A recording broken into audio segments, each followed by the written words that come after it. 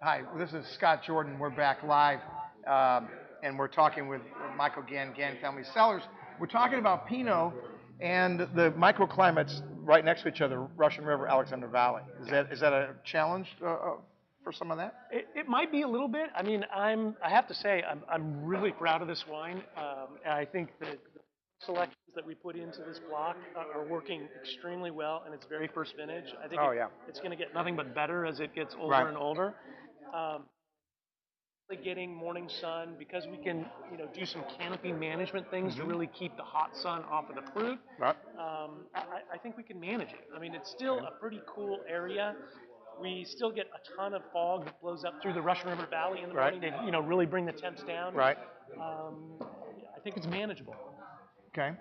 Well, those are things. We're in this unusual area that within a very short distance, you can go from one appellation to another with very different characteristics, without a doubt, and areas that you can't grow certain wines. Once you hit that Russian River, the Merlots and Cabs are kind of out the door. You don't really see too many of those. So stylistically, I think we're looking for a little more Burgundian style here. It's very it's a lighter style. It's very fresh, vibrant. It's not a heavy or cloying style of that you Right. might get really in parts of the coast that barely see the sun at all. Right. I really, really, I taste some of those heavier Yeah. Pinots, and it doesn't come out to me as Pinot. That's just my particular palate for it. It's like it could be Syrah for all I know. Yeah. Whereas this, I mean, you You take got the it right bouquet out of the on gate. that, Right out and of you the taste gate. it, and you're like, oh my god, Right out of the gate. that is Pinot all Yeah. the way. Yeah. Beautiful. Retail price on this wine? $40. $40 a bottle. Again, every time I do this show, we always talk about price shopping and for value. Mhm. You can go anywhere you want. You're just not going to see a Russian River Pinot Noir in this price point of small production. This is a small production wine, what, 350 cases? That is really, really small, folks. You got to understand that. This is where you find this stuff. I mean, you're not going to go to your grocery store and find Gann's wine on the shelf. You're just not going to see it. Well, beautiful job on that first attempt at Pinot. We love the Pinot Noirs here. It's showing really well. When you come into the tasting room, we've got it on the Pinot flight. Yeah, doing well too. And it's doing really well. Sold one tonight Yeah, to there a you guy. He came in, he tasted it on the flight, and right? he's like, I'll take that one. Anyway, there you go. So when you come into the tasting room, we've got 5 different tastings you can do. 4 wines in the tasting. But one of the flights is a blind tasting, which one of yours is in that blind tasting. Yeah. And we've been having a lot of fun with that. And here's what we did. So those of you that are new to the broadcast, here's what we did. You do the blind tasting, and when you get done, you get to enter your name into a contest where you can buy a bottle of wine for $1. And we draw the name on the broadcast every week. If we don't get a winner, we add a bottle. The first person that won was our buddy Suede. He's over here somewhere. He's a celebrity. He won. Suede. He won. He won when there was 8 bottles. Oh. And the weird part was he won while he was sitting. He just did the tasting. We threw the name in the hat, and I'm telling you, it's on tape. I did not look, and he freaking won. And then the weirdest part. Here's the really weird part. Okay. So then I say, well, all right, we're starting back over with 1 bottle, right? So the next week he got to draw the 8 bottles out of the hat. We have little strips of paper with the name of the wine on it. We did the drawing, we pulled it, and then I pulled the name for the next 1 bottle, right? He won again. Okay, now he came in and did the tasting twice. You can come in and do the tasting twice, not a big deal. In fact, I'll even let people that are watching live right now, if you give us your contact info, first, last name, email, and a phone number so we know how to get a hold of you, we'll enter you into the contest for next week. Nice. And if you're out of town because you can't come here, obviously you're in, like poor Dan, he's one of our best viewers. And, hey, Dan. And, we'd be happy to do that and throw you into the contest because that's kind of fun. So tonight we're going to draw a name for 2 bottles of wine. You got to give me $1 each, $2, and then we'll pull a name out of the hat for the type of wine. Who knows, right? So we're going to do that. This is Pinot that we were tasting, Michael Gann.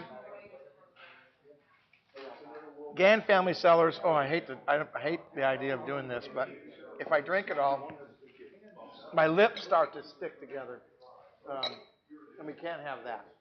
So what we'll do is we'll pour this wine, then I'll draw the first name, and if I don't get a winner, we'll do one at the very end. So we'll have 2 drawings tonight to see if we can get a winner. Okay? Works for me. Okay. This 2006. This is the ultimate small production wine. This is a 2006 Alexander Valley, so a little warmer climate. 50 cases is all you made of that. Yeah. Right. So the story behind this is, when we bought the vineyard, a lot of the blocks had contracts on it. And so for the Syrah, we had a contract with another winery for 6 tons. Mm-hmm. And so it turned out that this 06, we grew 6.5 tons. Oh my gosh. So we didn't have a whole lot of extra fruit hanging around. Actually, probably more like 6.75 tons. And so there was just enough fruit to, it was like a bin and a half for us. And we brought it in and we made it, and it went, so wow. And it was good. And then came out really. And then we canceled the contract. I think it was done after the 06 finish. So then we get all the fruit going forward. Nice. Oh, wow. What a feel on that one. Now, I forgot to give you guys the answer to our question before we took the break. So let me do that now. I asked a question a little bit ago. Pear, apple, vanilla are typical characteristics of A, Grandma's prized pie. I think that's probably right. B, Viognier. C, Chardonnay. D, Zinfandel. Well, we can back into the answer. Grandma, you're not getting the first shot on that. Zinfandel, out. Not going to happen. I think it's, what do you think? I would vote Chardonnay. Chardonnay. Any votes? Okay. Well, Kevin's not manning his post, so we don't know if there's any answers like questions. Oh, I see. I see it up there. All right. So you're right. The answer is C, Chardonnay. Oh. It's a versatile grape that can produce quite different wines depending on the winemaking style. Range from dry, crisp, light wines to bold, full-bodied, buttery, and oaky. We get it all. It's Chardonnay, good versatile wine. And we've been watching Bottle Shock here in the tasting rooms. We know about the brown Chardonnay. Anyway, get that movie. It's pretty cool about Chateau Montelena. Very, very cool. All right, so let's talk about Syrah. What's the price point on this wine? 38. 38? 38. I love Syrah. I love Syrah. Yeah, but I like Syrah when they do it right. Because a lot of Syrahs, quite honestly, they pucker you up so much, it dries out your mouth. I don't get the fruit. I get the fruit. And the one characteristic that we see a lot in Alexander Valley wines is that nice soft finish, right? Yeah. And it's so obvious in this wine. So it doesn't stop in the beginning of the palate or the mid. It flows all the way through, and it's just luscious. Not going to have a lot of this left. If you love Syrah, this is a fantastic Syrah. Great price point. Not to give away a future question that's coming up here, but another, you get some wonderful fruit layers in there, some red fruits, the big raspberry. Time. Oh, yeah. The other component that I love with this wine is it's got a little bit of almost gaminess to it. Yeah. And for me, if you're going to have rack of lamb. Oh, yeah. This is, for me, the one. Perfect pairing to go with rack of lamb. Yeah. Absolutely. Yeah. No, that's a beautiful wine. But I can enjoy it without a meal. I like that idea. Sure. I like wines I can do that with. Some wines you taste them and you go, wow, where the hell's the beef? Right? You're like, oh my God, go kill a cow. I need a cow quickly. So we're going to take a little break. We're not going anywhere. I took that question a different way. I'm going to ask. You know where I'm going with that too. I do.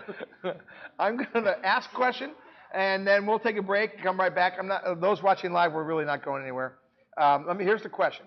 Which of the following grapes is known for having characteristics such as blackberries, gamey meat, and black pepper? A, Pinot Noir. B, Merlot. C, Syrah. D, Concord grape. Dan from Iowa already guessed. Well, we'll see it. We'll be right back. This is where you discover wine one sip at a time.